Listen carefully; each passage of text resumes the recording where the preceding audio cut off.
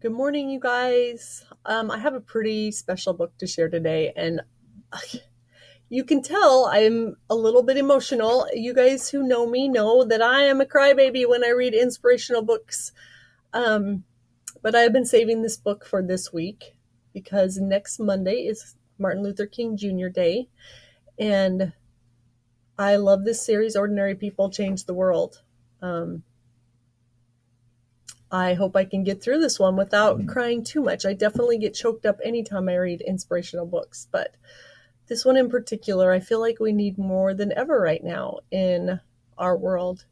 And Martin Luther King sent such a great example of how we can be peaceful and loving and change our world.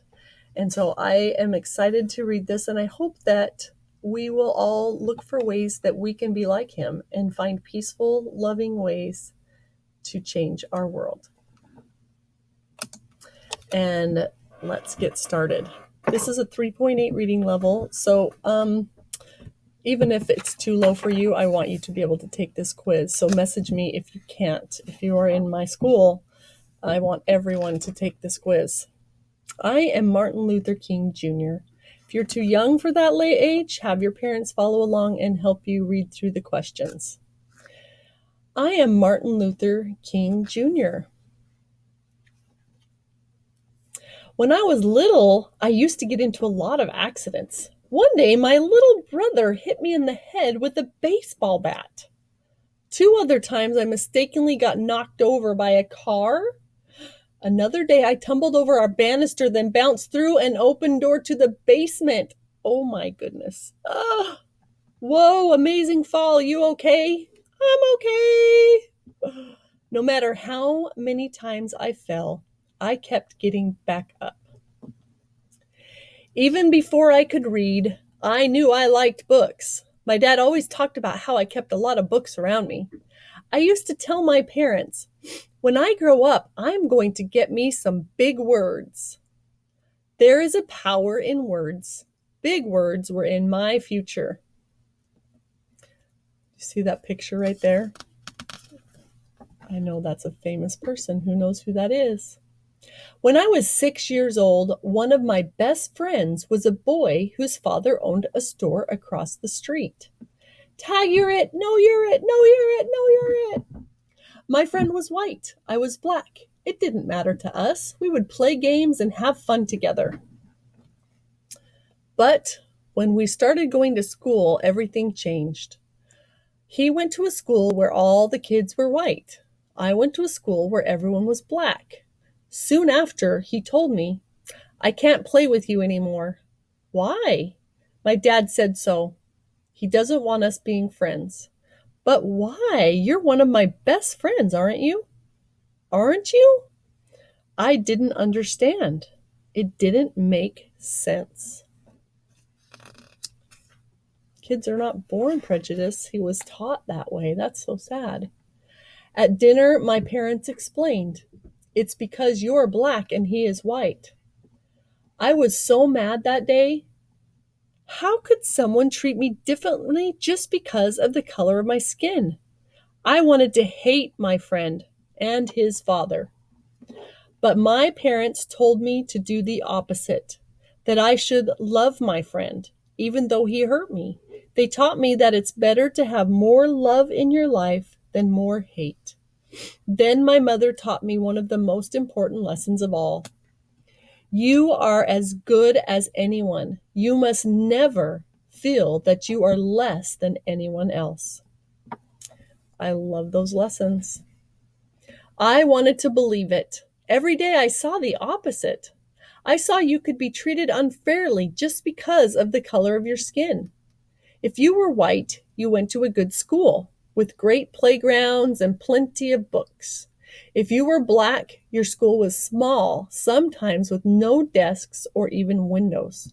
Check it out, a playground. Check it out. Where is our playground? It wasn't just the schools. Black people had to use different water fountains, different elevators, even different bathrooms. In fact, On a hot day when everyone wanted ice cream, if you were white, you could sit at the counter and eat from the nice dish. But since I was black, if they served me at all, I was served through a side window, and they put my ice cream in a flimsy paper cup. This ice cream is perfect. This ice cream is melted. It got even worse. When I was 14, I had just won a speech competition. My speech was about being fair to all people. I was so excited. Then, on the bus ride home, a few white people got on board. You need to give up your seats to whites. At first, I stayed put. It didn't seem fair, but my teacher convinced me to move. We spent the rest of the ride standing and getting tossed in every direction. It was the angriest I have ever been. Every day, this was life back then. This is what life was like. Black people were treated terribly. The only question was, what could I do about it? At the age of 15, I started college. By 19, I became a minister and entered seminary school to study religion. Over those years, I read the works of Henry David Thoreau and Mahatma Gandhi. Thoreau taught me about civil disobedience, how an evil system could be changed without violence. Gandhi opened my mind to the power of love. Nonviolent resistance? What is that? It's using love and peaceful methods to change unfair things in society. It was a lesson I wanted to share with everyone. In no time at all, I got my chance. In Alabama, a black woman named Rosa Parks was told to give up her bus seat to a white man. It was just like what happened to me. But unlike me, Mrs. Parks refused. She was arrested. Early the next morning, I got a phone call from a local community leader. It's time to take a stand. We should boycott the buses so everyone knows that we won't accept this treatment anymore. You know that's not going to be easy. Do not ask if it's easy. Ask if it is right. It was just like Thoreau taught. Instead of using violence to protest the unfair rules, black people would use a peaceful method. We would not ride the public buses. Without our money, the bus companies would go out of business. Now the only question was, would it work? On the first day of the protests, my wife called me to the window.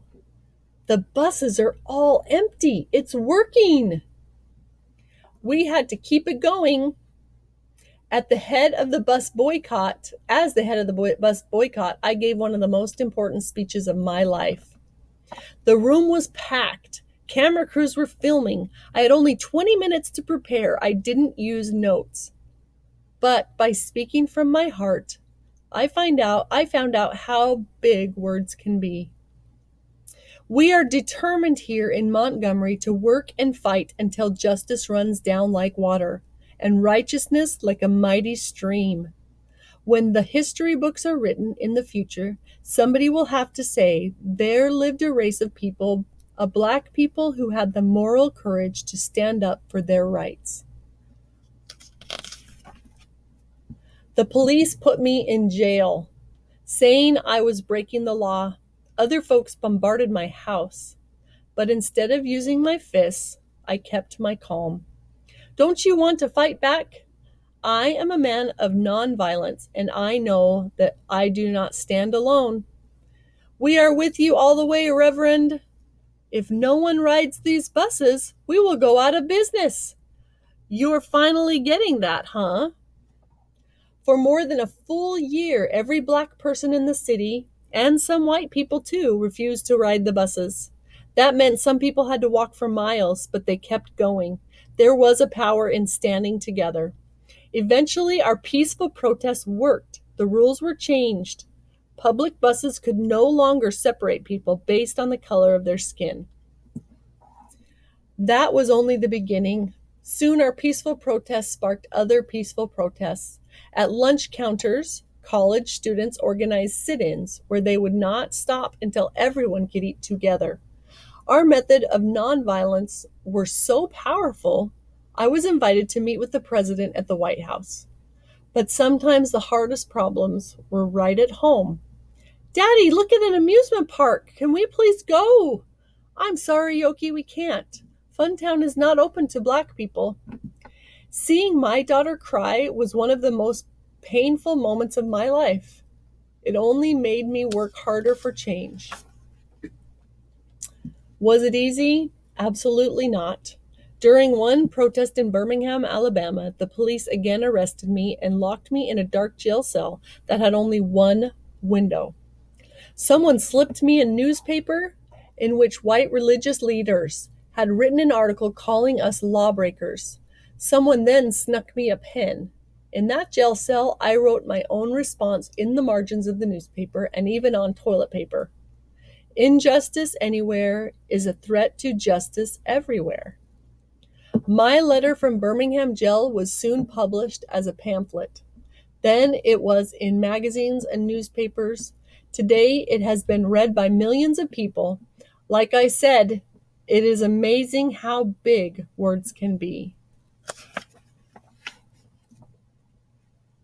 Our message was so important, even kids your age joined us. In Birmingham, during the Children's Crusade, more than 1,000 kids, some as young as 6 years old, showed up to march. What do you want? Freedom! The first day, the police arrested 900 of them. The next day, 2,500 children showed up ready to go to jail.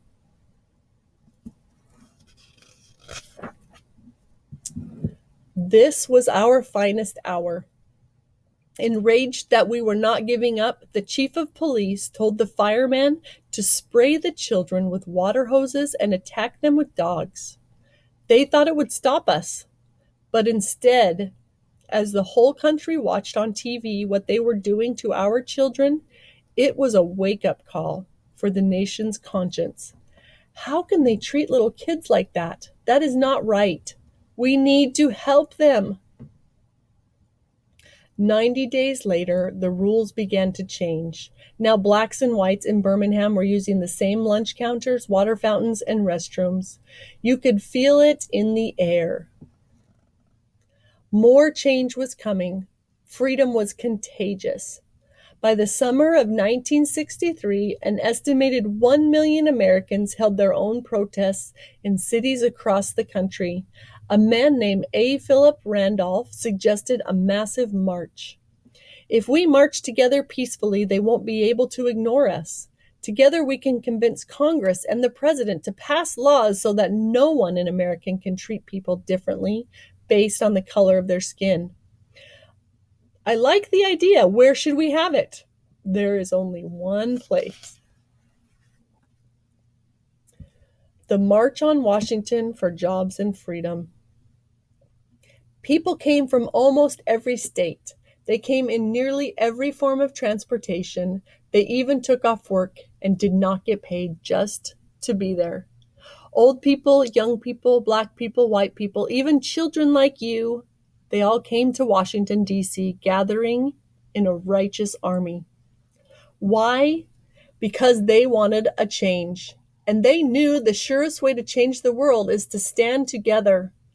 I am happy to join with you today in what will go down in history as the greatest demonstration for freedom in the history of our nation. On August 28, 1963, I stood at the podium and I spoke what some later called my biggest words of all.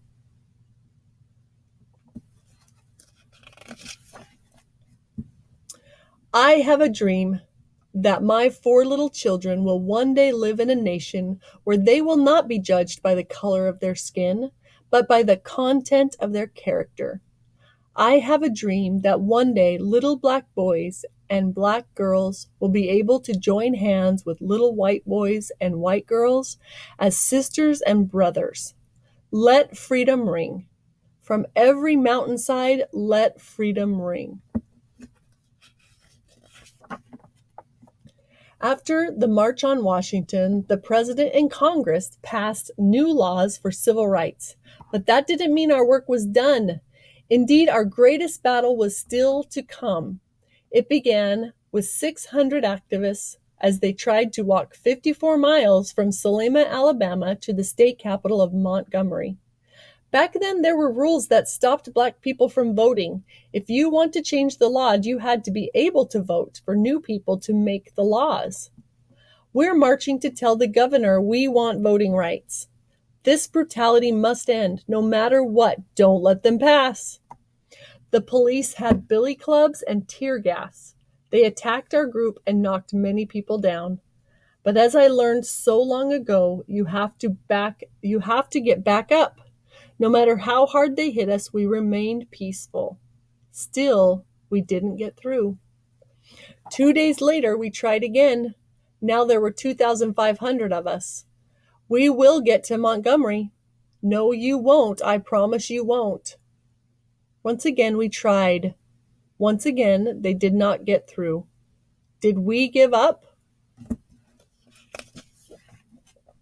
What do you think? It was Saturday, March 21st, 1965, our third try. Now we had 8,000 people with us. We are on the move. We shall overcome. Check out this crowd, Black, white, Christian, Jewish, all standing together. For 2 days we marched. Rain could not stop us. The world was watching. The White House was too. President Johnson even sent troops to protect us. Exhaustion could not stop us. As we reached Montgomery, Alabama, tears were shed, but this time they were tears of joy.